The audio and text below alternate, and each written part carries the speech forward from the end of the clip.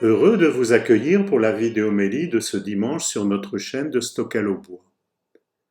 L'abbé Philippe Maouet va proclamer l'Évangile et nous dire l'homélie. Nous célébrerons ensuite les 60 ans d'entraide et fraternité avec Anne Le Garois, la coordinatrice pour Bruxelles, et Philippe Gabriel, qui y est bénévole. Nous aurons enfin le plaisir, nous qui accueillons depuis 5 ans des chrétiens d'Orient, d'entendre le père Moussa Yaramis, responsable de la communauté chaldéenne de Bruxelles, à l'occasion du récent voyage du pape en Irak. Bonne célébration. Bonjour, nous voici le 4e dimanche du temps du carême, qu'on appelle aussi le dimanche de la létharée, de la joie. On y viendra dans quelques instants, mais voici l'évangile de Jésus-Christ selon saint Jean, c'est au chapitre 3. En ce temps-là, Jésus disait à Nicodème, « De même que le serpent de bronze fut élevé par Moïse dans le désert, ainsi faut-il que le Fils de l'homme soit élevé, afin qu'en lui, tout homme qui croit ait la vie éternelle. Car Dieu a tellement aimé le monde qu'il a donné son Fils unique, afin que quiconque croit en lui ne se perde pas, mais obtienne la vie éternelle. Car Dieu a envoyé son Fils dans le monde, non pas pour juger le monde, mais pour que par lui, le monde soit sauvé.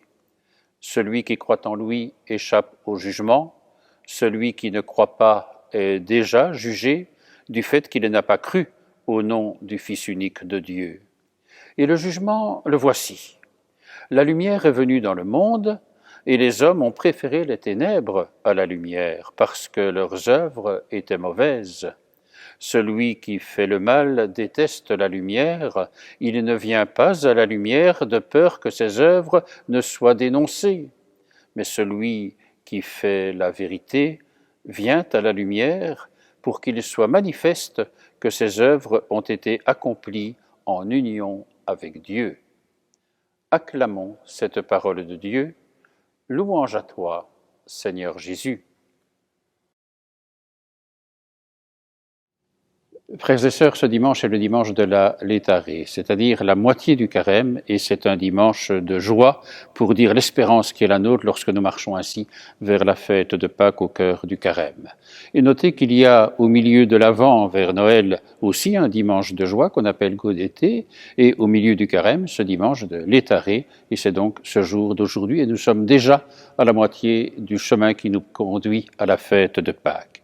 Et alors il y a cette expression, ce texte un peu difficile, à la fois dans la première lecture que nous n'avons pas lue, mais dans l'Évangile, où il est question du serpent de bronze. Alors c'est vrai que c'est un texte dont la compréhension est assez difficile, et pourtant les auditeurs de Jésus savent de quoi il parle quand il parle du serpent de bronze. Alors peut-être faut-il, pour bien comprendre ce que Jésus veut nous dire, retrouver comment, bibliquement parlant, on retrouve le sens de ce serpent de bronze. Il nous faut remonter au temps de l'Exode. Vous savez, au moment où le peuple de Dieu a été libéré de l'esclavage d'Égypte, et alors il faisait le chemin vers la terre promise, mais à travers l'immense désert. Et le désert, c'est à la fois le temps des grandes révélations, c'est le mont Sinaï avec la table de la loi, donc les 10 commandements, mais c'est aussi le veau d'or. Et donc c'est un temps difficile, c'est un endroit aride, un temps de choix, et donc il saute au cœur du désert. Et dans ce désert, il y avait des serpents venimeux à la morsure mortelle. Et donc il y avait des personnes qui mouraient par les morsures du serpent. Et donc, ils se sont dit d'abord, finalement, c'est Dieu qui se venge de notre infidélité, parce qu'ils se disaient, pourquoi ne pas rester en Égypte dans la prison dorée, qui était celle de notre esclavage, mais il y a une infidélité qui était celle du veau d'or, par exemple, et ils se disent, alors ces serpents qui sont là, c'est une punition de Dieu. Notez peut-être une réflexion quand même, combien de gens ne disent pas aujourd'hui que le virus, le Covid-19 là, n'est pas une punition de Dieu par rapport à une société qui n'est plus très chrétienne ou plus très croyante, etc. Ce n'est pas juste, évidemment. Dieu n'est pas celui qui punit. Mais enfin, ça montre que dans le cœur de l'homme, cela reste quelque chose qui est bien présent, et donc c'était présent dans l'histoire du peuple de Dieu aussi. Et donc, ils se disent maintenant, avec ces serpents à la morsure mortelle, il faut quand même qu'on trouve une solution. Et donc, ils demandent à Moïse d'aller intercéder auprès de Dieu pour pouvoir finalement être libéré de ce fléau. Alors Moïse va prier, va rencontrer le Seigneur, et Dieu lui dit, fais faire un serpent de bronze, un serpent d'airain. Quand quelqu'un était mordu par un serpent venimeux et regardait vers le serpent de bronze, il était sauvé. Alors on peut se dire, ici on est en plein dans la magie, hein? Mais ce n'est pas cela, parce que Moïse va faire de ce qui pourrait apparaître comme un acte de magie, un véritable acte de foi. Je m'explique. En fait, l'idée d'un seul Dieu unique n'est pas venue tout de suite dans l'histoire du peuple de Dieu. Le monothéisme n'était pas, je dirais, présent dès le départ de l'histoire de ce peuple de Dieu. Il y avait beaucoup de divinités, il y avait l'idolâtrie, et c'est le grand péché du peuple finalement. Et par rapport à ce peuple qui était dans le désert, il y avait notamment un Dieu guérisseur. Et le Dieu guérisseur avait l'apparence, c'était celui qui avait la symbolique du serpent. Et donc, il connaissait bien le serpent. Et donc, quand on vient Moïse vient vers eux en disant, eh bien, il faut mettre un serpent de bronze et puis regarder vers lui pour être sauvé, finalement, ils ne sont pas étrangers à cette image, car c'est le Dieu guérisseur. Mais notez que aussi, Moïse ne va pas contre la coutume de ce peuple. Il fait le chemin avec eux. Mais il va dire, vous savez, lorsque vous regarderez le serpent, ce n'est pas le Dieu guérisseur que vous regardez. C'est le seul Dieu véritable et unique qui vous a libéré de l'esclavage de l'Égypte. Et donc c'est en ce sens que ça fait tout un chemin de foi pour que le peuple de Dieu puisse ainsi redécouvrir à travers l'immensité du désert, certes, mais aussi leur foi, le Dieu unique qui les a libérés de l'esclavage et de l'esclavage d'Égypte. Alors vous voyez, c'est cela que Jésus reprend comme image, qui était bien connue, mais Jésus aussi va dire à partir de ce serpent de bronze, il y a là à regarder vers ce serpent de bronze pour être guéri. Eh bien, regardez vers la lumière, et Jésus est la lumière pour pouvoir être guéri aussi. C'est un peu le chemin de la foi. Et donc cet évangile que nous avons entendu, où il est aussi question du serpent de bronze, mais il est aussi beaucoup question de la foi, celui qui croit aura la vie éternelle, c'est de découvrir finalement que Jésus est celui qui nous invite à être dans la clarté, dans la lumière. Il est venu parmi les siens ne l'ont pas reconnu, dira saint Jean dans son prologue, et donc Jésus invite à faire ce chemin qui est le chemin de la reconnaissance. Alors lorsqu'on dit qu'il lève les yeux vers ce serpent, nous on l'a traduit aussi par la croix, la croix qui est celle vers laquelle on peut regarder, mais regarder dans le langage biblique de nouveau, c'est adorer, c'est pas simplement regarder comme une sorte de curiosité qui serait là, non, c'est regarder au sens d'adorer. Et ceux qui adorent le Seigneur, qui est en croix, c'est-à-dire qui a été jusqu'au bout de ce chemin d'amour, est sauvé. Et donc c'est le salut dont il est question. Alors vous voyez, à partir d'une image un peu compliquée et difficile quand même, qui est celle du serpent de bronze, il y a là une véritable pédagogie, un véritable chemin qui est un chemin de foi. Alors il nous faut retrouver cela aujourd'hui, redécouvrir qu'il faut croire pour vivre finalement. C'est peut-être ça le message de l'Évangile. Et de découvrir, comme Jésus le dit, une lumière nous est donnée et c'est celle du salut. Parce que finalement, tout homme qui croit en lui, donc en Jésus, ne périra pas et aura la vie éternelle. Alors à quelques jours de la fête de Pâques, vous voyez le lien avec la vie éternelle, avec le fait que Jésus est celui qui vient nous donner cette lumière et qui est cette lumière. Et comme le dit la deuxième lecture de cette liturgie, Dieu est riche en miséricorde. C'est cela, la véritable lumière, celle qui nous est donnée aujourd'hui pour poursuivre en cette fête de la Létarée notre chemin vers la fête de Pâques. Amen. Le temps du carême est par excellence le temps de l'entraide et de la fraternité. Cette année, Entraide et Fraternité fête le 60e anniversaire de leur existence et à cette occasion, le pape leur a envoyé un message d'encouragement. Entraide et Fraternité, association d'églises chargée de sensibiliser les communautés chrétiennes et plus largement notre société aux questions qui sont celles du développement. Anne Le Garois, coordinatrice de Entraide et Fraternité à Bruxelles, et Philippe Gabriel, qui est bénévole à Entraide et Fraternité, nous aident à entrer dans le projet qui est celui de cette année, en lien avec la situation au Congo, en lien avec la remise de la dette. Cette année est bien particulière pour Entraide et Fraternité, parce que cette année, notre association fête son 60e anniversaire. À cette occasion, le pape François nous a adressé une lettre d'encouragement à continuer nos engagements. Et dans cette lettre, il nous dit notamment ceci. « J'encourage vos partenaires qui se battent au jour le jour contre l'inacceptable pauvreté, tout comme les donateurs qui vous soutiennent par un partage financier.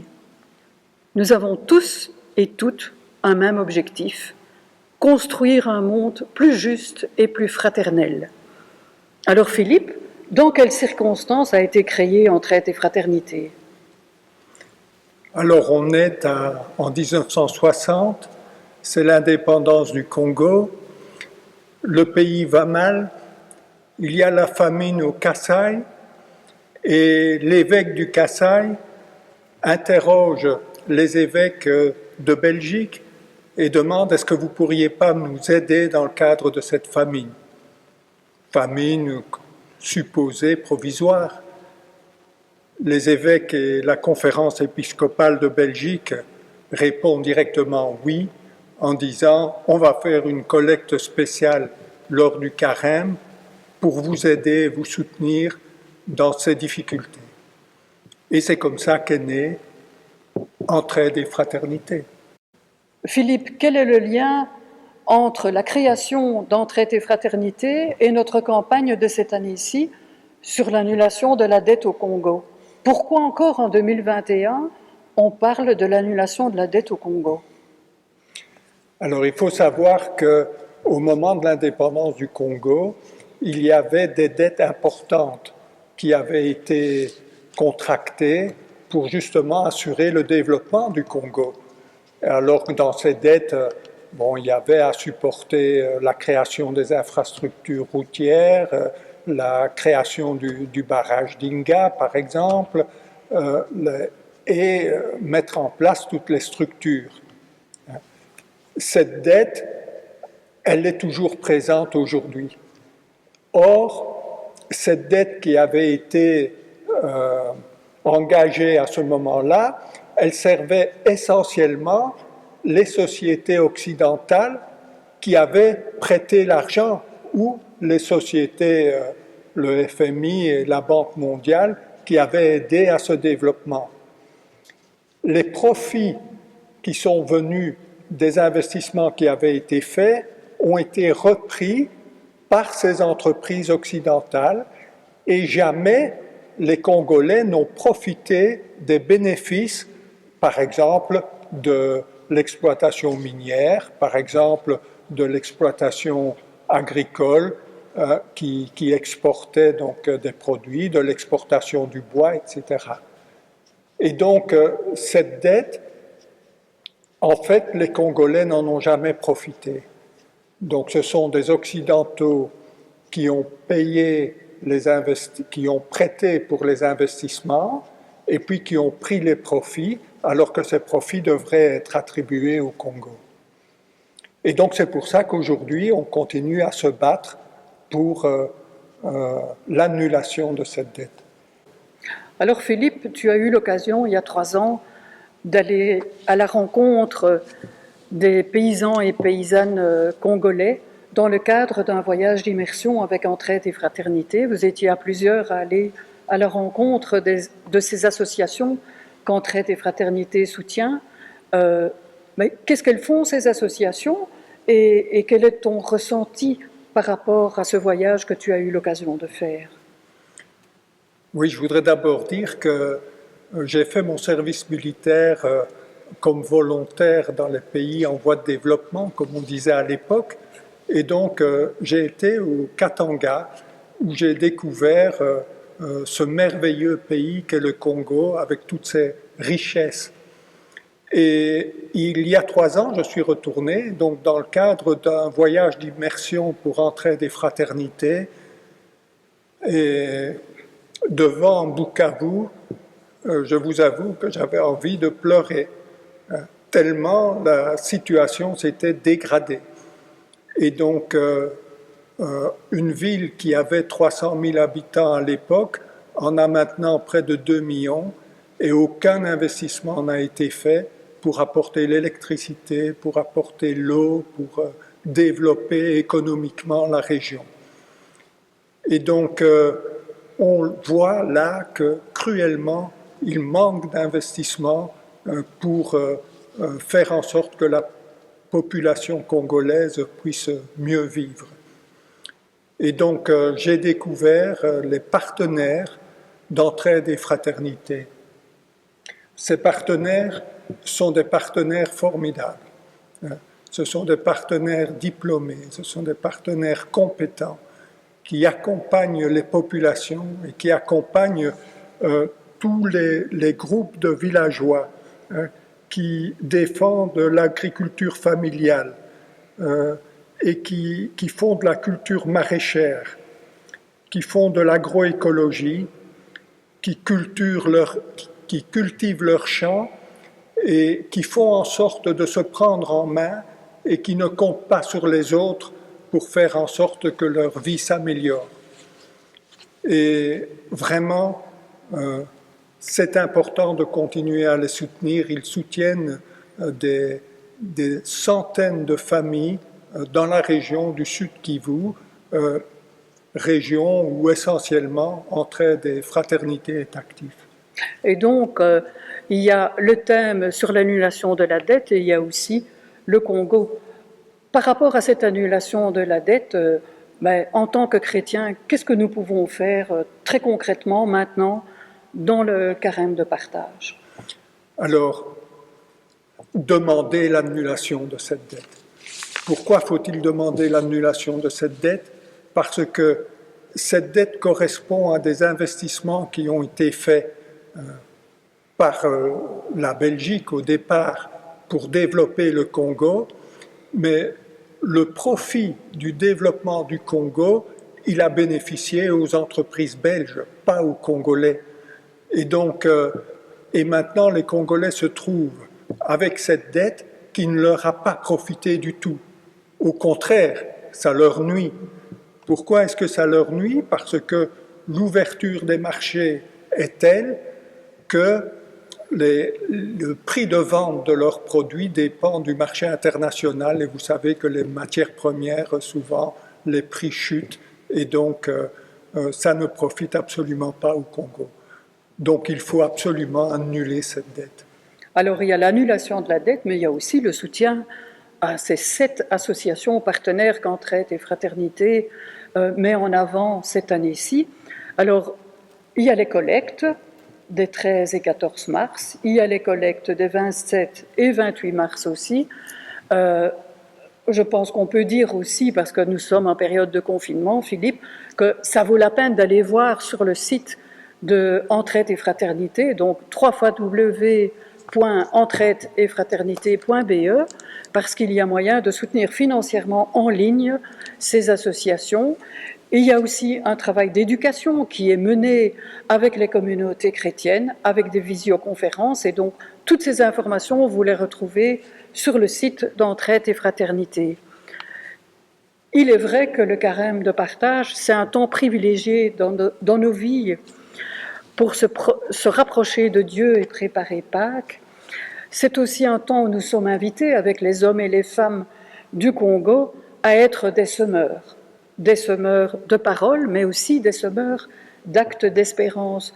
Qu'est-ce que ça t'inspire de dire des semeurs de paroles et d'actes d'espérance? Qu'est-ce que tu aurais envie de nous dire? Oui, donc on est dans un monde où la pleine conscience est un thème qu'on entend dans tous les médias et partout. Moi, je suis plutôt un défenseur de la pleine présence. Alors, que veut dire la pleine présence? Ça veut dire être à l'écoute de soi-même, en réfléchissant avec l'aide de l'esprit à comment on voit le monde, avec tous ses sens, être vraiment présent en soi. Mais pourquoi être présent en soi? Pour aussi être présent dans ce monde, dans la réalité, le quotidien de tous les jours. Et mieux voir ce qu'il est possible de faire pour que ce monde s'améliore et soit vraiment un monde de justice et de paix.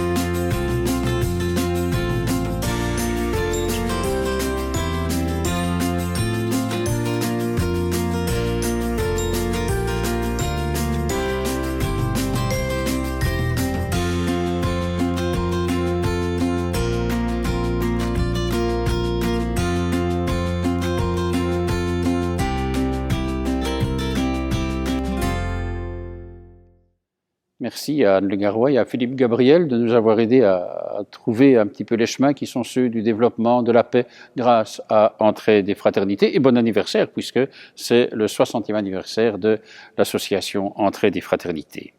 Du 5 au 7 mars dernier, il y a donc quelques jours, le pape François a fait un voyage véritablement historique en Irak et nous allons y revenir dans quelques instants.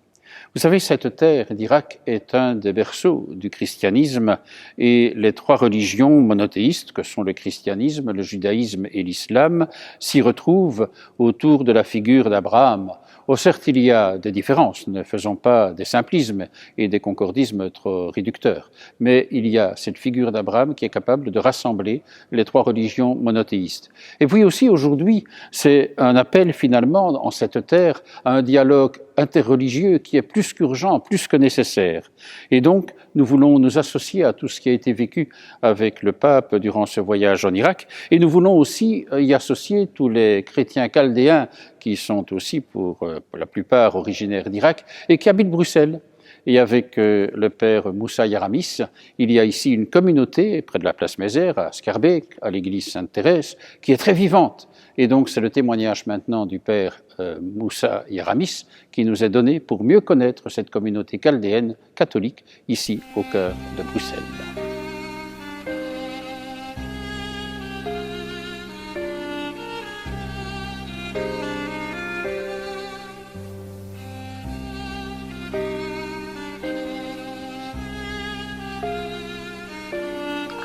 Bonjour, je m'appelle Abouna Moussa Yaramis.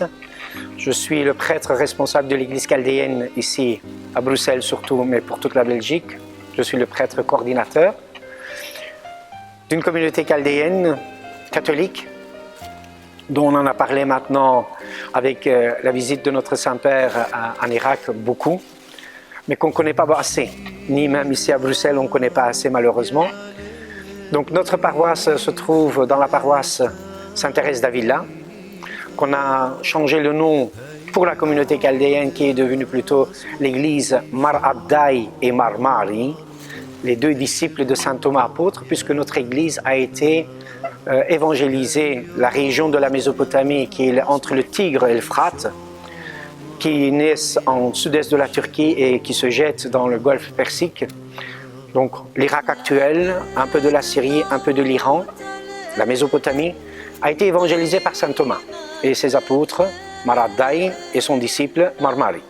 Et donc ce sont les fondateurs de notre église qu'on a nommés aussi ici. Donc notre communauté ici à Bruxelles, on a plus ou moins 300 familles à Bruxelles et pour toute la Belgique, on est autour de, on peut dire, entre 8000 personnes et 10 000 personnes. Pour toute la Belgique, on a 3 centres. À Bruxelles, à Malines, à Anvers, et on a aussi sur les côtés en Flandre et à Liège aussi un peu. Qui sont les Chaldéens? D'où viennent-ils? Les Chaldéens, c'est une population, un peuple ancien de la Mésopotamie qui vivait avant le christianisme. Et malheureusement, on a été, après les chutes de Babylone en 538, on a été toujours sous la domination des autorités en place, les Perses, et puis on a été sous les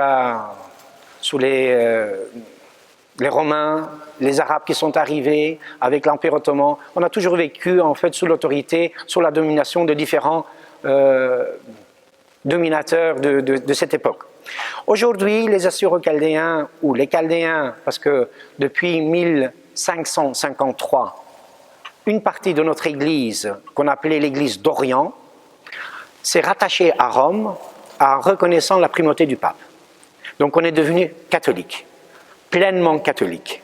Même si nous avons un patriarche à la tête de notre église, on a notre propre synode avec le patriarche, mais qu'on reconnaît la primauté du pape. C'est pourquoi on appelle le patriarche sa béatitude et pas sa sainteté, puisque sa sainteté c'est pour le pape et sa béatitude pour le patriarche. Pour parler un peu, partager avec vous ma joie de voir le Saint-Père aller en Irak, c'est quelque chose qui nous touche énormément. Les populations du Proche-Orient, ils sont par nature croyants, religieux. Et dans cette religiosité, dans cet amour de Dieu, le fait que le Saint-Père, il vient jusqu'à eux, c'est vraiment la joie totale. Et c'est surtout dans des conditions où en Irak on vit quand même des situations qu'on a vécues avec Daesh, des situations tellement terribles et que les chrétiens n'ont plus d'espoir, il n'y a plus de sécurité, il n'y a plus de travail, il n'y a plus rien qui marche. Et l'arrivée du Saint-Père a apporté pour nous, là-bas, surtout vraiment une baume sur le cœur. Toutes les blessures qu'on avait, en une fois, presque on a tout oublié. Je voyais une image qui m'a beaucoup parlé avec la carte de l'Irak et le Saint-Père était dessiné avec un vaccin, mais le vaccin c'était l'espérance. En fait, tout le monde attend peut-être le vaccin contre le coronavirus, mais le vaccin qu'on avait besoin, nous, en Orient, c'était le vaccin de l'espérance. Et le Saint-Père a apporté cette espérance dans ces lieux qui sont ravagés par la mort, et qui a apporté en même temps la fraternité, non seulement entre les chrétiens là-bas, pour leur donner du courage, pour dire que votre Père ne vous a pas oublié, je suis avec vous, et il a apporté aussi la fraternité entre les chrétiens et les musulmans. Il a apporté la fraternité entre les yézidis, les sabbatéens. Il a apporté, en fait, toutes ces populations, toutes ces ethnies. Quand on voit les Kurdes, la joie qu'ils ont montrée dans l'accueil du pape, on dit, là c'est vraiment le pape qui apporte la joie, qui apporte l'espérance, qui apporte l'amour. C'est quelque chose qui nous a vraiment frappé de manière à nous rendre comme un cadeau du ciel qui est arrivé. Et quand je regarde un peu notre communauté ici à Bruxelles, et ce que j'entends des témoignages des personnes, surtout des Irakiens qui ont suivi la chose, ils sont tellement heureux. Il y en a qui auraient aimé être là pour partager cette joie qui se trouve dans le partage du Saint-Père. Et il y a deux phrases qui m'ont vraiment beaucoup frappé et j'aimerais bien partager avec vous. Nous réaffirmons notre conviction que la fraternité est plus forte que la fratricide, que l'espérance est plus forte que la mort, que la paix est plus forte que la guerre. Cette conviction parle d'une voix plus éloquente que celle de la haine, de la violence. Et jamais elle ne pourra être étouffée dans le sang versé par ceux qui pervertissent le nom de Dieu en parcourant des chemins de destruction. Il a dit ça à Our en Chaldée. Même au milieu des ravages du terrorisme et de la guerre, nous pouvons voir avec les yeux de la foi le triomphe de la vie sur la mort. En disant cela, il est invité à restaurer non seulement les bâtiments, mais d'abord et avant tout les liens qui unissent les communautés et les familles, les jeunes avec les anciens. Quand il est venu à Mossoul, où il a présidé ce rassemblement, cette prière à Mossoul, parmi tous les bâtiments qui étaient déjà complètement ravagés, c'est vraiment comme une fleur qui pousse les rochers pour sortir et germer et grandir. Et ça, c'est l'espérance. Et je pense que le Saint-Père nous a donné cette espérance, de dire que la vie, malgré tout, est plus forte que la haine qu'il peut y en avoir. Et cette espérance, moi, ça me donne vraiment de baume au cœur, mais c'est surtout, ça me donne la force de dire l'avenir est à construire tous ensemble. Malgré les difficultés, mais la mort ne peut être jamais le dernier mot. Et que l'amour est vainqueur de la mort. Et le Saint-Père nous l'a prouvé.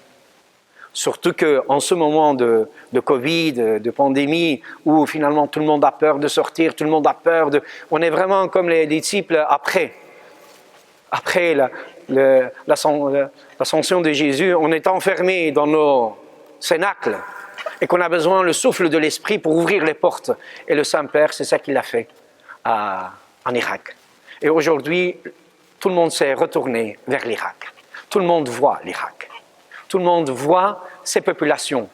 Comme je disais, voir la joie des Kurdes à Erbil, voir à Karakosh les Syriaques catholiques, avec tous leurs autres frères et sœurs. Je me dis, mais quelle joie! Et le fait qu'il a rencontré Ali al-Sistani montrait que cette fraternité qu'il veut vraiment répandre partout dans le monde, cette fraternité humaine, dans la suite de Tutti Fratelli, il n'est pas seulement celui qui parle, il est celui qui fait. C'est vraiment, on peut dire, pour moi, l'espérance fait chair et habiter en Irak. Merci beaucoup. Merci au Père Moussa Yaramis de nous avoir aidé à mieux comprendre tous les enjeux du récent voyage historique du pape en Irak. En ce dimanche de la Laïtaré, l'église Saint-Alix, outre la messe de 9h30 bien sûr, sera ouverte de 15h à 18h. Possibilité de vivre un temps de prière, un temps d'adoration aussi, avec une église chauffée, accueillante et qui permettra finalement de marquer l'étape de ce dimanche de la Laïtaré. Il y aura aussi la possibilité de recevoir la communion et aussi de 17h à 18h la possibilité de recevoir individuellement le sacrement de la réconciliation. Marquant ainsi le dimanche de la Laïtaré, nous ferons un pas de plus sur la route qui conduit à la fête de Pâques. Et nous concluons par la prière de ce 4e dimanche du Carême. Dieu qui a réconcilié avec toi toute l'humanité en lui donnant ton propre Fils, augmente la foi du peuple chrétien pour qu'il se hâte avec amour au devant des fêtes pascales qui approchent. Nous te le demandons par Jésus-Christ ton Fils, notre Seigneur et notre Dieu, qui vit avec toi, Père, et l'Esprit Saint, pour les siècles des siècles. Amen. Oui, vraiment, le Seigneur est avec vous, et que le Seigneur, en sa grande tendresse, nous bénisse et qu'il nous garde, lui qui est Père, Fils et Saint-Esprit. Amen. Allons et restons dans la paix et la joie du Christ. Nous rendons grâce à Dieu. Je vous souhaite un bon dimanche, d'abord une bonne semaine, et vous fixe rendez-vous pour une prochaine vidéomélie. Au revoir, à très bientôt.